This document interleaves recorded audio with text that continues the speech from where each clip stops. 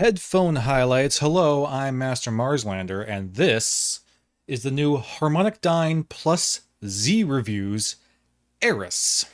So this is a collaboration headphone with Zeos Pantera of zreviews fame and Harmonicdyne. This is not a loaner unit. I was not sent this for a review. I bought these, oh my god. I bought these myself because I could not resist, after hearing everything I did about from Zeos and from others about what this headphone kind of focuses on. The curiosity was just too much. I had to jump on and see what all the fuss was about. Because as you saw, according to the marketing for this headphone, it is the bass violence necessary for change. Now, normally violence really shouldn't be the answer, folks, but maybe it is here. The Eris. There they are in all their very purpley glory. Lovely.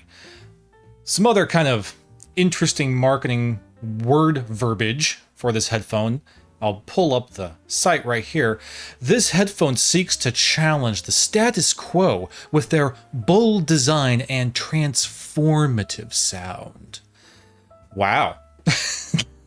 Cool, man. Can't wait to be transformed. But all kind of silly word marketing aside, these are built very, very well. If you're familiar with the Harmonicdyne kind of build methodology, it's still here. It's the same kind of methodology being used here.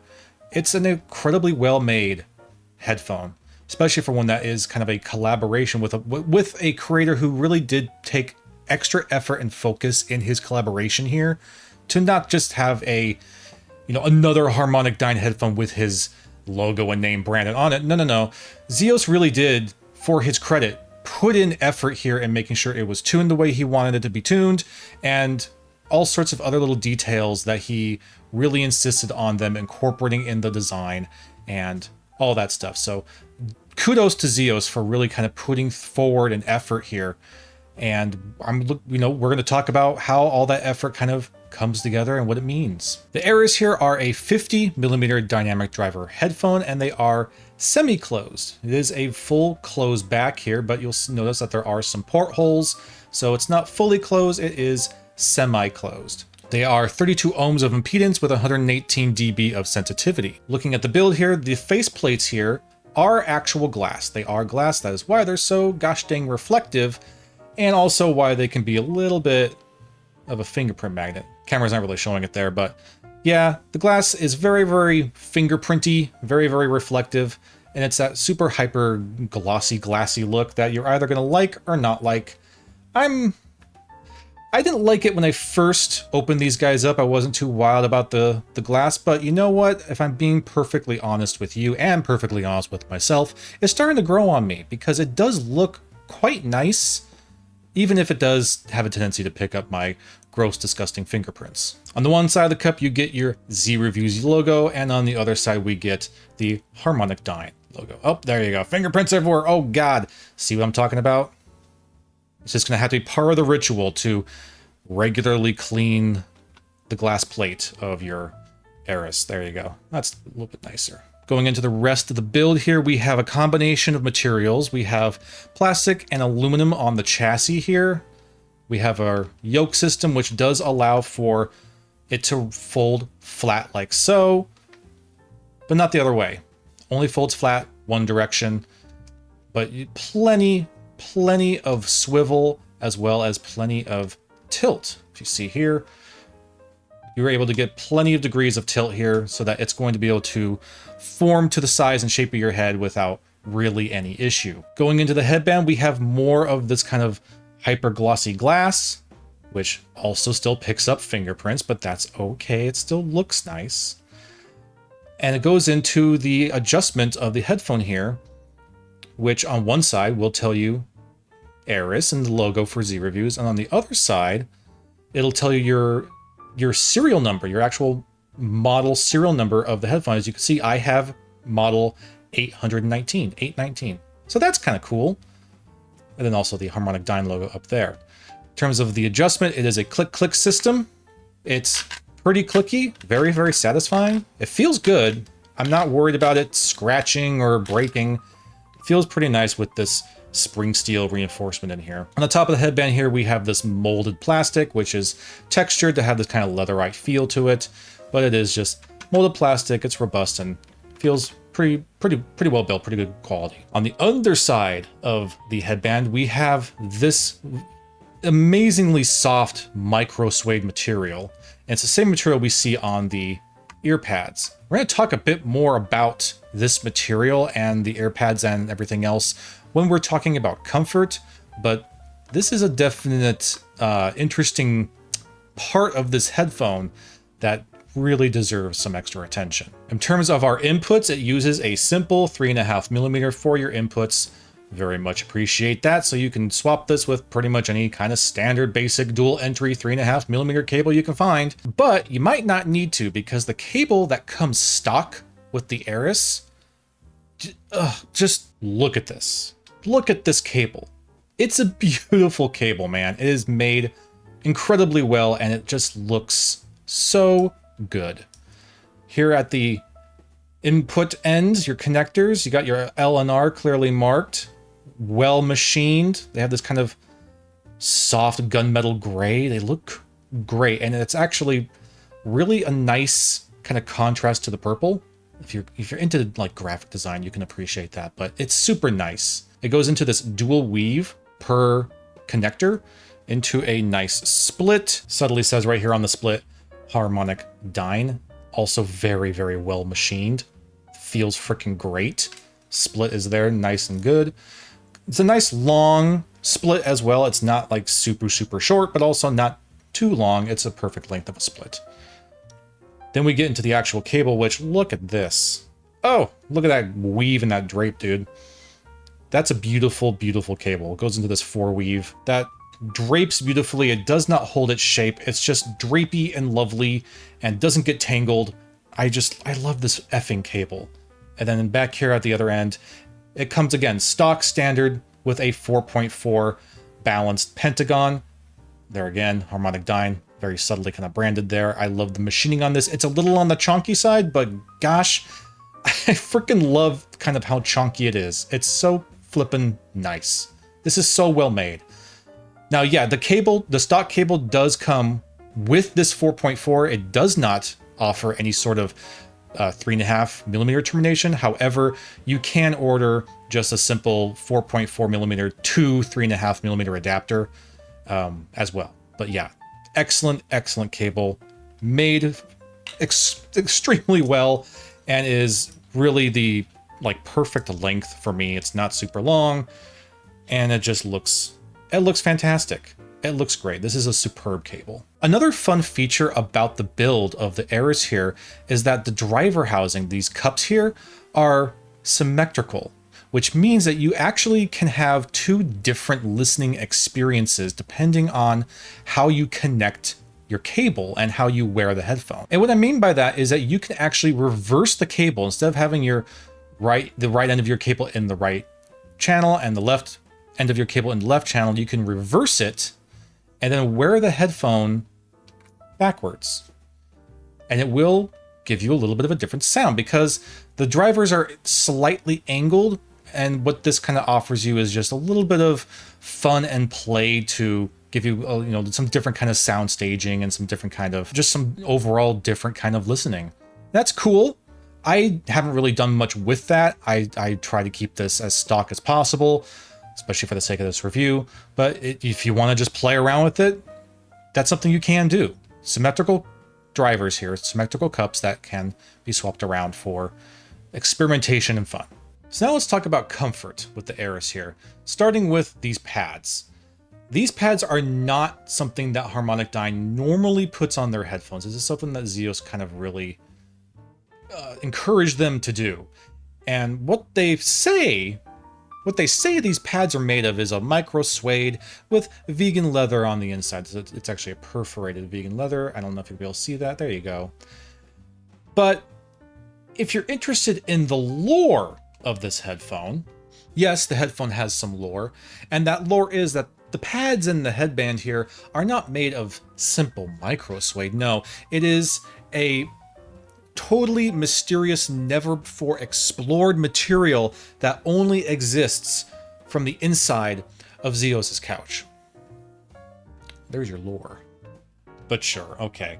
All lore aside, these pads are insanely soft. One of the softest pads I've ever experienced. They are so plush and so soft. I'm putting practically no pressure at all on these pads to make them kind of dip down like that. They're so soft. Not only is the micro suede itself just incredibly soft, but the foam used is also so subtle, so soft. It's really like just putting, I don't know, pudding on your ears. They're so incredibly soft. And again, this material is found back up here on the headband, and it's also that same foam. It is incredibly soft. It is so easy to form fit to your head, to your ear, whatever. These pads are remarkable. I've genuinely not felt pads this freaking soft before. The closest possible comparison I can give it is something like the pads on the Sivgas, but even then, the Sivgas have like a protein leather pad. They don't have this micro suede. Oh my gosh. These are so freaking soft. So how do they fit on the head?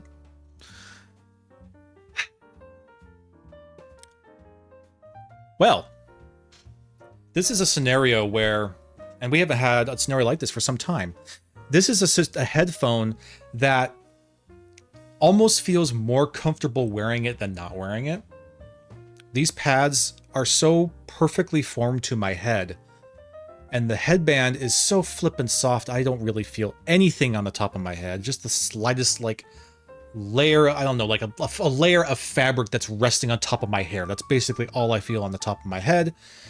The pads are so flippin' soft, and they form so freaking well that, sure, there's a little bit of clamp force, but it's so minimal, it's so manageable, the clamp force, let alone having the softest pads on earth. This is just one of the most comfortable headphones that I can really think of. It is so ridiculous. And they're so light, 320 grams. And a headphone this size made of this kind of materials, I mean, this is glass, but it's still 320 grams without the cable. Cable weighs 10 pounds, but no. Yeah, it is insanely comfortable. Remarkably, ridiculously comfortable. So comfortable that we're going to go ahead and give it a Cloud 9. Cloud 9 of comfort. Amazing, astounding comfort. They're so cozy. It's ridiculous. They're so freaking cozy. I've worn these for hours, gotten to the point where I forget I'm wearing them. And really the only kind of reminder I get that I have something on my head is if I'm moving my head quickly from one side to another. That's the only time there's any sensation of like weight at all on my head. They're just insanely comfortable. They are so freaking comfortable. Oh my gosh. Now let's get into it and talk about sound performance for the Eris. I'm going to paint you a picture. It's a cool fall evening. Sun's come down, nice cool air, and you're out in the forest, in a cabin out in the woods. You're sitting in a lounge chair, and this is the softest chair in existence. It's just this pillowy, soft, forming chair that surrounds and cups your body naturally as you lay down inside of it. And the only light illuminating the cabin around you is the subtle, gentle light of the fireplace that you have lit. And as you're lying there with this comfort and enjoying the soft sound of the wind rustling the trees outside and the roaring, crackling of the fire, you're sitting there with a chai latte in a brown ceramic cup. And you take a little sip. It's delicious. It coats your mouth with this warm deliciousness. And you are feeling a level of relaxation you've maybe never felt before. Oh my gosh, you're so relaxed. And you're in this chair, you got the warmth, everything is so lovely. And your eyes start to feel a little heavy because you're so relaxed. You start to close your eyes, and just before you fall asleep, the front door breaks down as a 1,500-pound grizzly bear barges in and starts tearing up the Yes! You jump in your chair. Oh my God, I'm going to die. This thing's going to kill me. I'm going to die. But then the bear grabs a chair, puts it next to you, sits down in the chair, lounges back, and the two of you just sit there for the evening, hanging out and chilling and relaxing together. There you go. Okay, yeah, sure. All joking aside, all analogies aside, what the heck am I going on about here?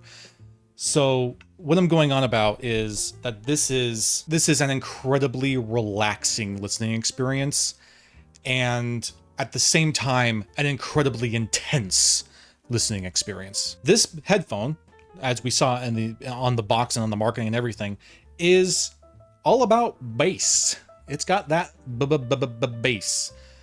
And to really kind of examine what that bass is like, I brought out some other bassy headphones to compare it to. To compare the bass performance of the Eris and to judge it properly, I brought out two of my favorite very bassy headphones. I brought out the DT17 7X Go, an incredibly fun bassy headphone, and I brought out the Sony MDR Z7M2, another one of my favorite very bassy, very fun headphones. So, where does the Eris fit in this lineup? Very bassy. Very bassy. These don't come even close. That's the situation we're in here. Don't misunderstand. The Behrs and the Sonys have great bass that is very resolving, it's dynamic, and very high in quality. And when it comes to sub-bass performance, they even offer greater extension than the Eris. But when it comes to low and mid-bass power and impact, the Eris is just utterly gratuitous. These two headphones, which up until now have been some of the most bombastically bassy headphones that I've ever heard, they almost sound natural compared to the Eris. The Eris is insane. The bass is absolutely ridiculous with the Eris, but not necessarily in a negative way. The way that the Eris handles bass is kind of unlike anything I've ever really heard. It is extreme. It is so insanely punchy and heavy and growly and impactful. It is insane, but it does it in a way, I don't even know how to say this. It does this insane amount of bass without distorting and muddying really anything. It's not a messy amount of bass. It's not a big muddy mess. It is remarkably clean. I mean, remarkably clean. This does something where the bass line, the bass range of your sound signature genuinely feels like it is being separated from everything else. It doesn't feel like the bass is all over the place and engulfing everything else in your frequency range.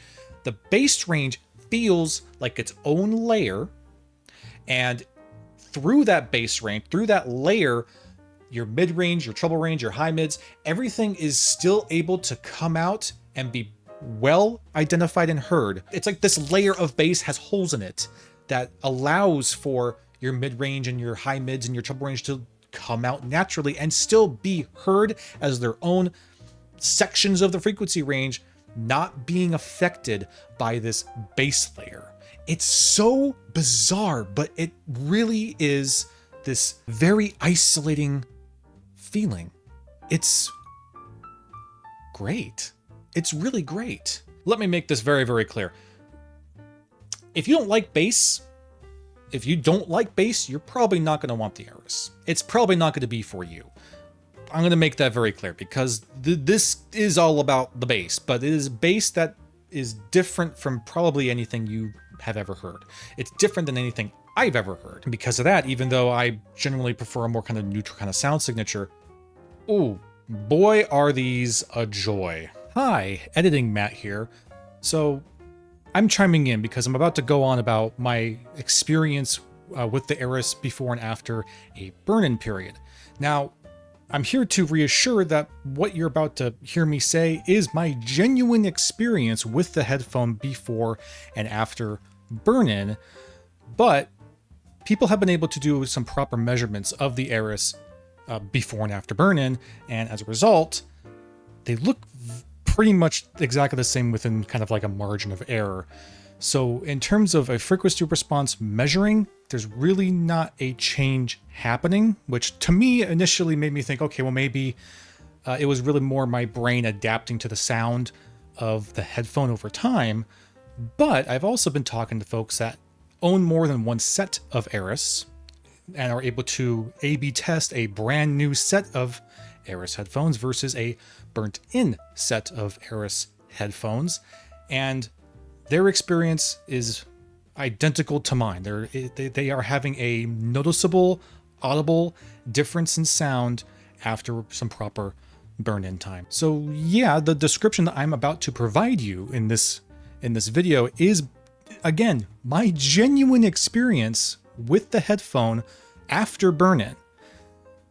I'm just here to say I don't know why it's happening because, again, there doesn't appear to be a measurable way to identify it, at least not in frequency response. So until we find some scientific way to measure and scale what is actually happening, best I can really offer you is just a word of mouth description of my experience. And that's what you're about to get here. So just wanted to chime in, put that on the table. This is genuine. But, you know, you're going to kind of just have to take it however you like. So, yeah. Anyway, back to the review. Now, when I first opened these, when I first got these out of the box and I put them on, the bass was so ridiculous that it made me cringe. Like, it was like, wow, there's nothing else here but bass. I can't handle this. But, and Zeus mentions this in all of his videos about the Eris, he highly encourages some burn-in. Now, I'm kind of on the fence about like how effective is burn-in really. A lot of times I don't really hear much of a difference. It doesn't really do much for me. But when it comes to the Eris is the first headphone for me that really genuinely showed me how much of a difference burn-in can make. I burnt them in for a good 72, maybe 80 hours of burn-in before like really thoroughly going out of my way to listen to them. And what's really interesting, gosh, it's already all smudged up with my fingerprints. I'm getting too excited in this review.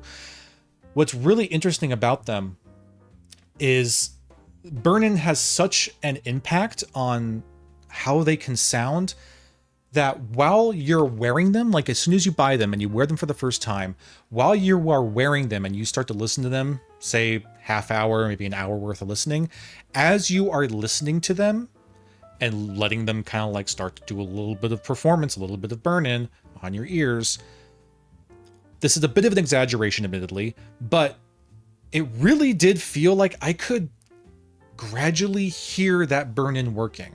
I can gradually hear the mid-range start to peak out a little bit more over time as I'm wearing them, as I'm actively wearing them. That mid-range starts to come out more, that treble starts to come out more. There's a bit more detail and sparkle and texture. It all starts to just, like, the bass relaxes, it like lets go of the rest of the frequency range as I'm actively listening to it. That's kind of how effective the burn-in is with the Eris. And I kind of hesitate to say that because, yeah, burn-in, I don't know, but that was the experience I had. Genuinely, that was my experience with the Eris here. While I'm wearing them, that burn-in is taking effect.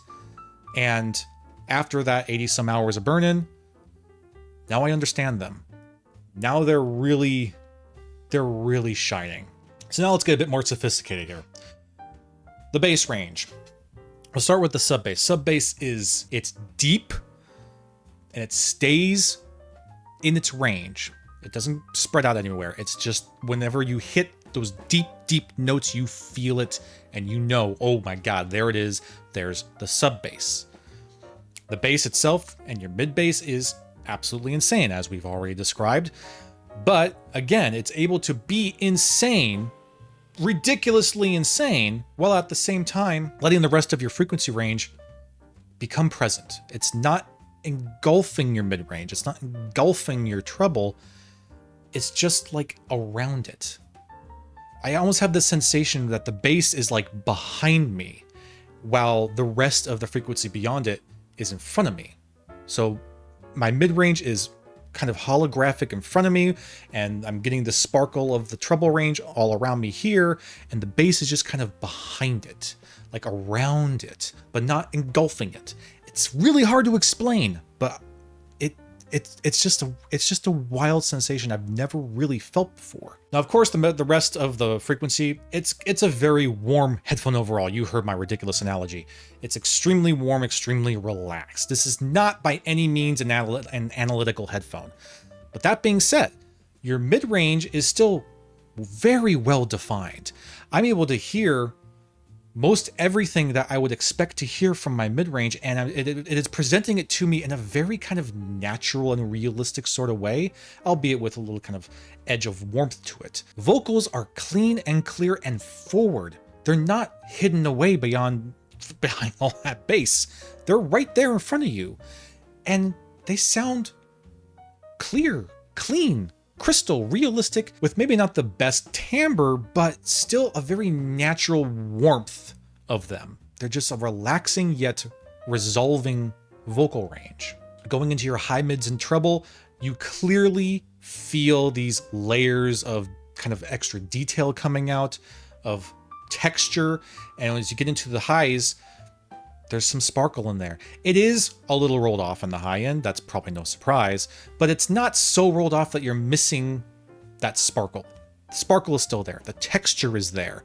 You're getting those fine notes, those fine highs where they really peak, but it's relaxed. Nothing is sibilant, nothing is fatiguing. It's just calmed. It's calmed and warmed and relaxed.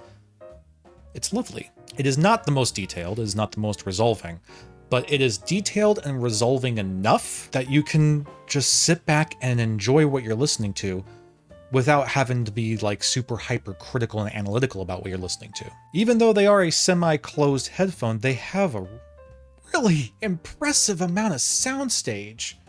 I don't really understand how the hell they were able to achieve it, because this is, you know, a real solid back here, but the soundstage is amazing. It is, wow, I can't believe I'm saying this, but it is a soundstage that is equivalent to Modhouse Argon's. Just this hugeness, this big amount of air and space between what you are hearing that surrounds you. It's nowhere near your ears. It's just like way out here and all around you. And the imaging is phenomenal. It allows for this very omnidirectional listening experience that's super insanely immersive and very, very precise. I was worried that that tremendous amount of bass would interfere with a lot of the kind of more fine-tuned notes in the imaging.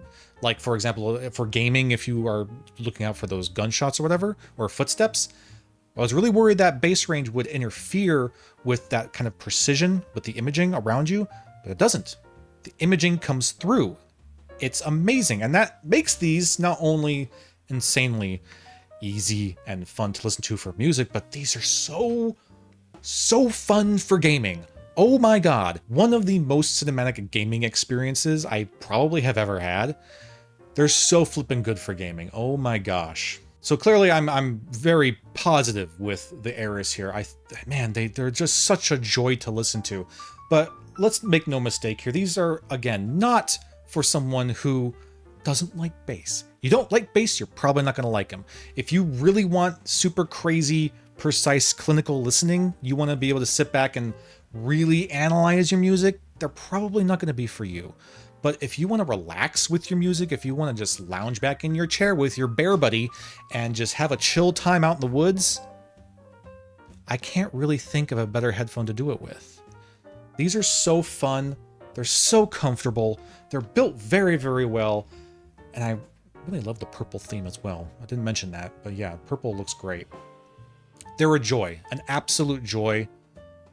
As ridiculous as they are, as absolutely insane as they are, as kind of ZOC themed insanity that they are, they're so fun Oh my gosh, they're so fun to listen to. And between you and me, I don't think she hears me yet. Between you and me, I'm pretty sure Lady Marslander is going to effing love these. She's a basshead. Oh my god. But yeah, there you go. There's your Eris. They're pretty freaking dope. I hope you enjoyed this. Thank you so much for watching, and I'll be seeing you again very soon.